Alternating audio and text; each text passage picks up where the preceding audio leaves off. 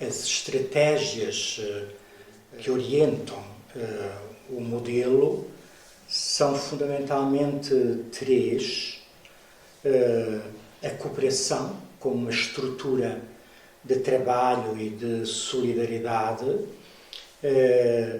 a comunicação como motor do desenvolvimento humano e a democracia, quer dizer, como opção do tipo de socialização que escolhemos para a escola.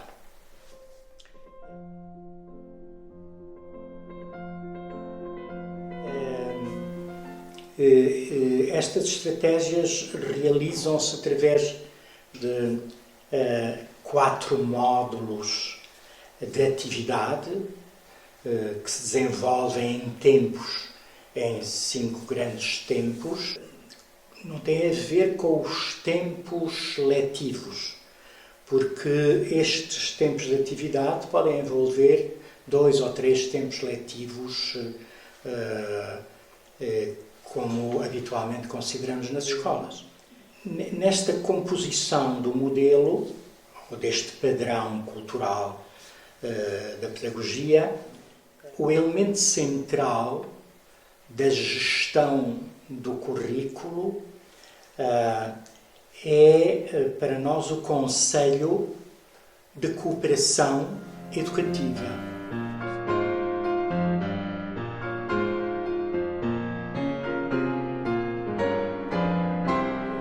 Consideramos que a cooperação é por si só educadora, que educa, que é educativa a cooperação, e que o conselho é a reunião dos elementos de uma turma com o seu professor ou professor, e que é aí, nesses tempos de reunião, que em conjunto gerimos o trabalho curricular e a socialização democrática, que está incrustada no desenvolvimento do currículo, e não tanto como às vezes consideramos haver um currículo cognitivo e um currículo de socialização.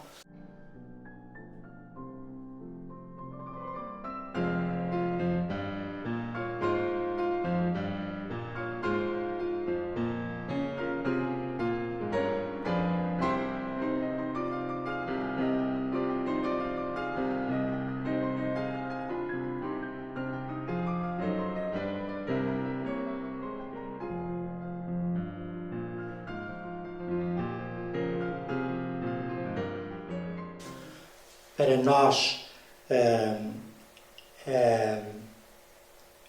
a forma que assume a socialização é o caminho indispensável para o trabalho intelectual, ou seja, para o domínio do currículo oficial. É efetivamente no conselho, e chamamos conselho e não como chamamos há muitos anos uma assembleia cooperativa, quando pensávamos em termos ainda da herança cultural do Freinet. E estes encontros correspondiam ao balanço da cooperativa com a sua dimensão financeira, não é? Gerir os dinheiros e os meios que integravam a cooperativa. Ficando às vezes em segundo plano a cooperação no sentido de atingirmos em conjunto os mesmos objetivos de domínio do currículo. Quer dizer que para nós hoje a cooperação é como Kurt Lewin nos ensinou, nas regras do trabalho cooperativo. Para eu atingir os meus objetivos, é necessário que cada um dos meus companheiros os atinjam também. Significa isso, portanto, que eu sou responsável pelo êxito dos meus companheiros, como sou responsável pelo meu êxito também. Essa solidariedade fundamental às aprendizagens numa turma integra o potencial dos pares, dos companheiros da turma, e o potencial cultural do professor ou professora. E todos trabalham conjugadamente, mutuamente, para o mesmo fim, de ir o mais longe possível no conhecimento e dominar o currículo oficial obrigatório. Optamos pelo Conselho por ter uma dimensão mais próxima emocionalmente, permitir um clima mais afetuoso de realização do trabalho cognitivo, que implica sempre algum conflito intelectual, indispensável para que a aprendizagem se realize. Nós, no Conselho, que é orientado por alunos, que os companheiros escolhem por períodos determinados, um presidente que coordena o Conselho e, normalmente, 2 secretários de apoio para realizarem depois as atas ou as notas com memória do que se fez e do que se combinou fazer. Os instrumentos fundamentais que alimentam o trabalho no Conselho são o plano individual de trabalho, o diário de turma e um conjunto de procedimentos de clarificação dos conflitos. O plano individual de trabalho é uma ficha onde constam o tipo de atividades que é necessário realizar para aperfeiçoar o conhecimento e treinar, quando há lugar para isso, e treinar alguns procedimentos, como na matemática, como na escrita, como na gramática, etc. E que se realizam particularmente nos tempos de estudo autónomo, que são tempos, como o nome indica, que se gerem autonomamente pelos alunos, às vezes em parceria entre eles, e é um tempo onde nós consideramos que o professor não deve ser chamado para ajudar, colaborar, etc., porque é o tempo que reservamos para que o professor possa acompanhar individualmente os alunos que ou se atrasaram no desenvolvimento do currículo ou têm algumas dificuldades ou alguns problemas para acompanhar a evolução do trabalho curricular. E esse plano individual contém essas listas de possibilidades de trabalho e um pouco a antevisão daquilo que cada um considera poder fazer, por exemplo, se é no primeiro ciclo, ao longo de uma semana, é prospectivo, portanto, o aluno diz quantas leituras se propõe fazer e registra quantos tipos de problemas de matemática se propõe realizar, por aí adiante, mas também contém, por exemplo, o registro dos projetos em que está a trabalhar, ou as atividades várias em que cada aluno entrou para a realização de determinadas atividades. O que significa que nós podemos fazer um balanço de toda a produção e todo o trabalho de cada aluno ao longo de uma semana. Se colecionarmos um conjunto de planos individuais, por exemplo, 4 planos individuais, dá-me o trabalho conseguido ao longo de um mês, onde tudo fica registado para monitorização, quer do trabalho em geral da turma, quer do trabalho de cada um dos elementos da turma. Esses planos individuais contêm ainda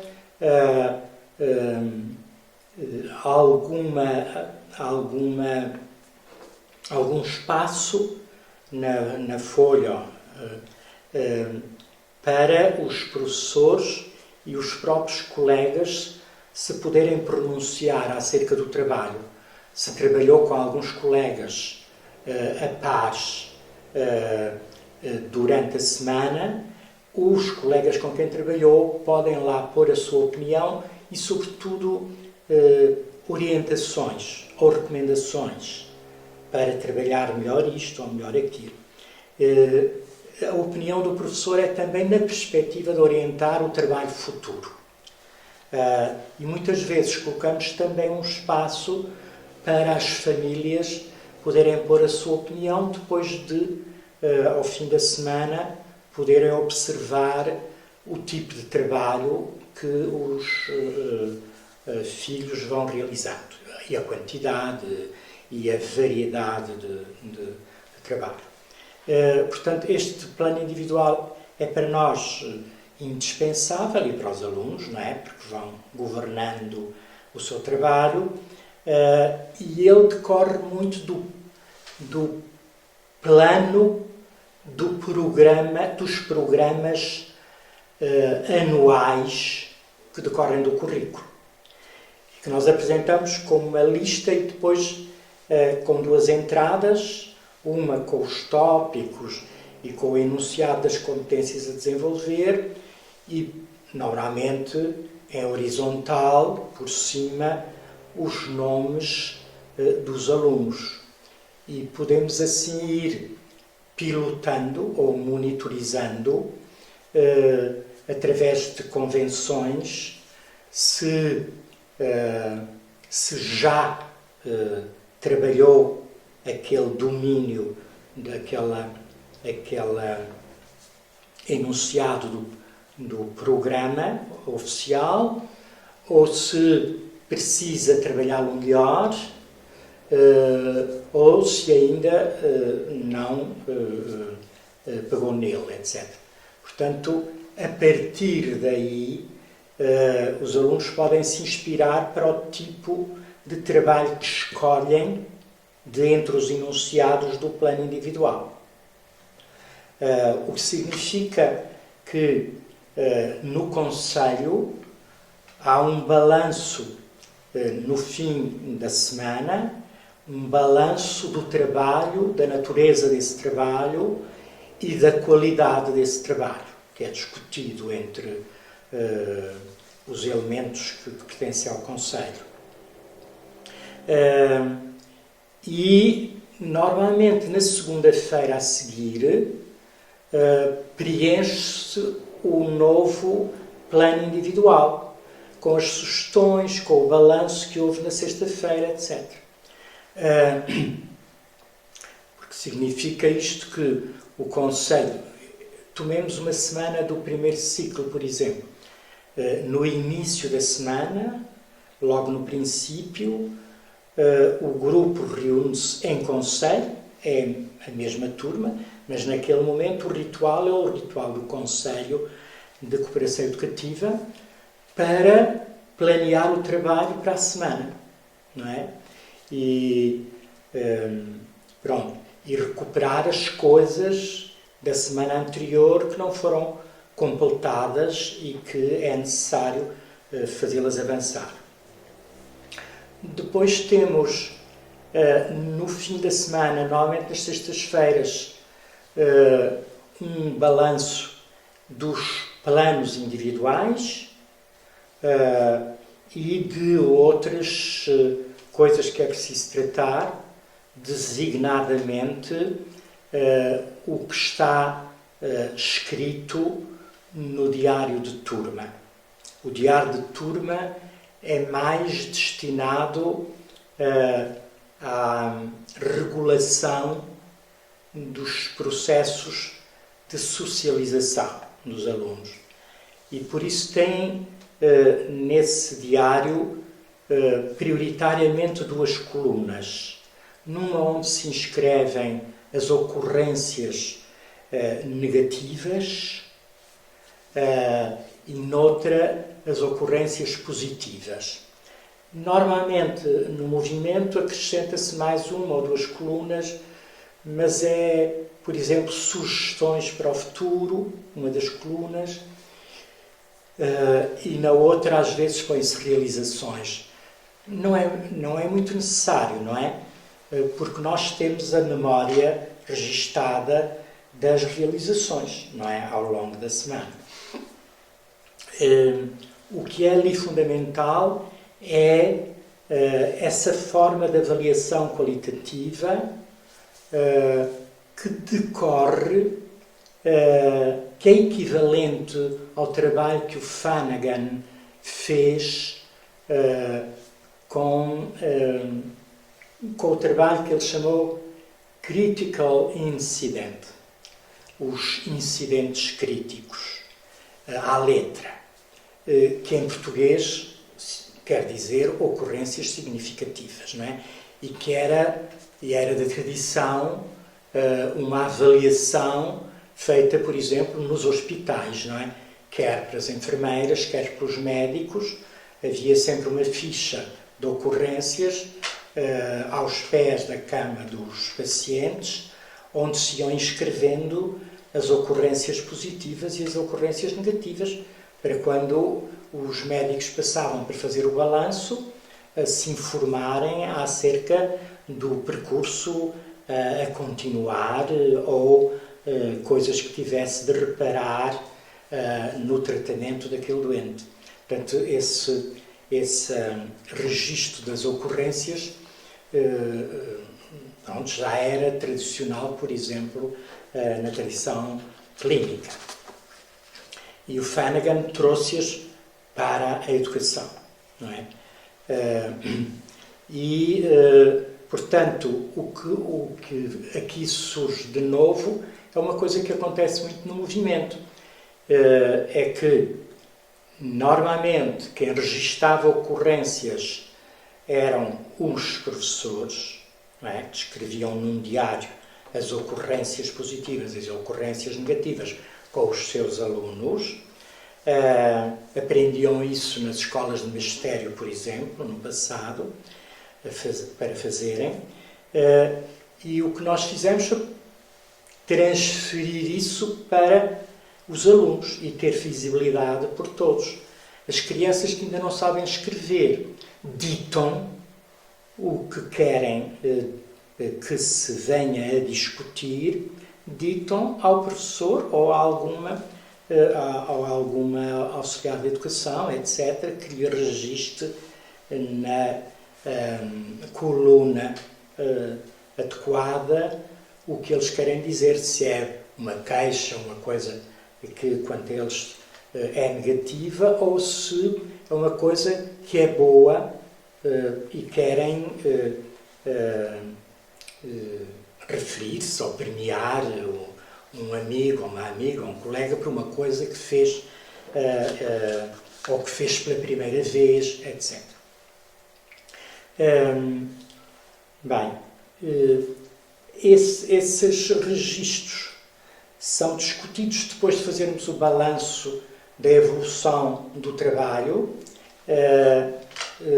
Lemos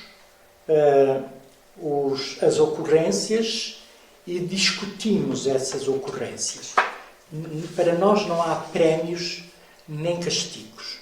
Nós não funcionamos, nós evitamos ao máximo a incursão de qualquer coisa que se pareça com a competição, porque toda a competição fragiliza imediatamente o quadro de cooperação educativa.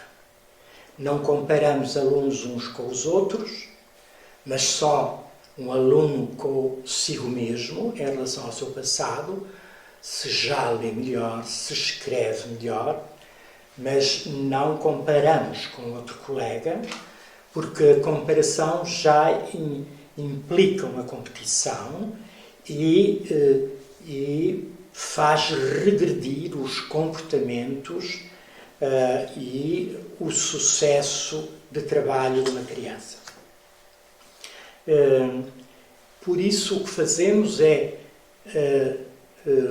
um trabalho discursivo, um debate entre todos para clarificação moral, sobretudo nas ocorrências negativas.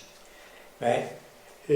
Também não discutimos as coisas que acontecem em cima do acontecimento, porque estamos todos muito acalorados e não somos capazes de esfriar a cabeça e criar uma distância para podermos discutir e aprender com o que aconteceu com essa ocorrência.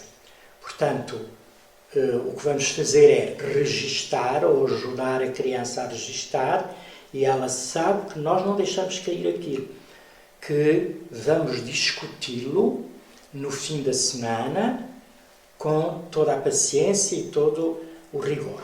Eu não gosto da Margarida. Estava só a ser má para mim, nem a Lara e a Carlota repararam. Margarida, eu peço muita desculpa. Não faz mal, eu aceito a desculpa. Paula, podes escrever em nota que a Margarida pediu desculpa por ter feito mal a mim? Eu também estou a escrever. E aí procede-se a isso que se chama clarificação ética ou clarificação moral. E nesse momento que aparece normalmente como se fosse uma queixa, e os professores ou as educadoras às vezes se horrorizam com o problema das queixas, as crianças, quando são muito pequenas, têm mesmo que se queixar, não é? Se lhe desagrada uma coisa que aconteceu, não devemos ter medo disso, porque com o tempo e com a maturidade que a criança vai adquirindo, ela deixa de tratar as coisas dessa maneira. Mas quando é muito pequena, tem propensão a denunciar tudo aquilo que a chocou ou que a magoou, etc. E isso tem que ser acolhido e registado. Não se resolve naquela hora, como provavelmente a criança, não habituada a estes contextos, esperava. Mas nós explicamos, vamos tratar disso, mas é quando chegarmos ao fim de semana. No fim de semana lemos e pedimos à criança que registou ou pediu o registro, pronto, para que nos digam qual é a fonte desse conflito. Quer dizer, de onde é que veio essa queixa? De onde é que veio isso que aconteceu? O quê? Onde? Como? Pronto, para dizer. E todos os envolvidos num acontecimento que foi vivido com incómodo devem ter direito a dar a sua versão do acontecimento. E depois pedimos a palavra a todos os outros que queiram pronunciar-se sobre isso. Depois temos que avançar com alguma coisa que muitas vezes descuramos e que é fundamental, que é pedir aos alunos que se queixaram e que foram os atores envolvidos, qual é a intenção. Qual era a intenção quando fizeram isso? Qual era a intenção que tinham quando deram um pontapé? Porque quando são muito pequeninos, veem muitas vezes os pontapés ao de cima, etc. Porque é que o fez? Com que intenção é que fez isso? Para que o próprio tome consciência. E antecipar, tentamos que eles antecipem as consequências. Quer dizer, por acaso aquilo foi ao de leve, mas se acaso ele não dominasse o pontapé, o que é que podia acontecer na perna do amigo ou da amiga? Quer dizer, um pouco para imaginarmos os danos que podem provocar alguns comportamentos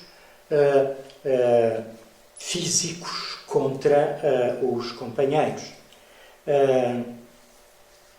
E depois, muitas vezes, pedimos-lhe para tentarem imaginar que se fossem eles as vítimas, não é? Como é que eles viveriam esse momento? Quer dizer, para aprender a entrar em empatia com o outro, para se pôr na pele do outro. Quer dizer, todos estes procedimentos de análise e de projeção é que são, para nós, os instrumentos de aperfeiçoamento das relações sociais. Finalmente, pedimos aos alunos não um castigo ou a ideia de um castigo. Pedimos-lhe como é que nós podemos evitar isto do futuro. Né? E a maior parte das vezes pedimos-lhe uma regra, uma lei que nos permita, cumprindo essa lei, não voltar a acontecer determinadas coisas. Portanto, ao produzirmos uma regra, uma lei, estamos claramente a trabalhar dentro da democracia e na construção da democracia, que consiste em produzir leis ou regras e depois poder controlar a aplicação dessas regras. Nós também tentamos, nunca por palavras negativas, por exemplo, partir por uma sempre para falar, podia-se pôr, não falar sem permissão. Portanto, nós esforçamos nessa regra aqui, tentar nunca pôr não, para não ser muito forte. Portanto, quando nós já temos uma regra e uma criança repete um comportamento contra o grupo ou contra alguém, revocamos a regra que temos presente na parede, não é? Temos as leis que se vão acumulando. Acontece, porém, que algumas leis perdem uso. Nunca mais se fala delas, vão caindo. Porquê? Porque as crianças introjetaram, interiorizaram já um comportamento adequado em sociedade e aquela lei é desnecessária. Quer dizer, vamos depois construindo novas leis de acordo com o desenvolvimento daquele grupo. Portanto, é novamente como é que podemos reparar os danos que produzimos, se partiu um vidro ou se fez uma coisa, um dano qualquer que corresponde à vida de todos. Temos que discutir e pensar como é que vamos fazer isso. Sempre evitando que constitua um castigo individual, porque temos de trabalhar essas coisas mutuamente, não é? De forma em interação cooperada ou em interação democrática, não é? O Rosan Vallon chama-lhe interação democrática ou democracia interativa, para acentuar a relação que será o germe da construção da democracia em direto, da democracia em grupo de iguais, etc. Pronto. De algum modo, nós também chamamos conselho em cada dia o momento do começo do dia para rememorar os compromissos para aquele dia e depois, no fim do dia de trabalho, fazemos um balanço do que fizemos. Porque as crianças têm a tendência para se esquecer ou fazer que se esquecem de tudo o que se passou durante um dia de trabalho. Quando os pais chegam a casa e os pais perguntam: então o que é que fizeste? Geralmente eles dizem uma coisa: ou fiz desenho, ou fiz isto, ou fiz... só uma coisa, não é? Mas não são capazes de fazer um balanço do seu trabalho, do seu próprio trabalho. Isso é também um bom sistema de alimentar a memória, não é, do que vamos fazendo, e quando a criança partilha com os pais, poder ir fazendo um balanço das coisas várias que fez durante o dia, por exemplo. Eu penso que seria o essencial deste módulo central do que chamamos o modelo pedagógico do movimento da escola moderna. Porque é daqui que emerge, que partem os outros módulos do modelo. Nós temos que revelar aos nossos alunos, nós professores temos que revelar aos nossos alunos qual é o currículo oficial, nem que seja listando o currículo e transformando num mapa de monitorização dos temas e das competências necessárias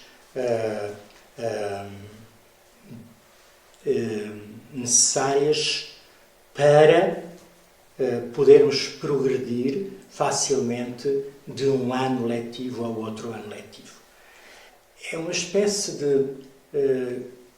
de contrato educativo que se estabelece entre os professores e os alunos quando nos obrigamos a revelar o currículo aos alunos e com eles ir acompanhando os percursos ou a evolução nas aprendizagens com eles próprios.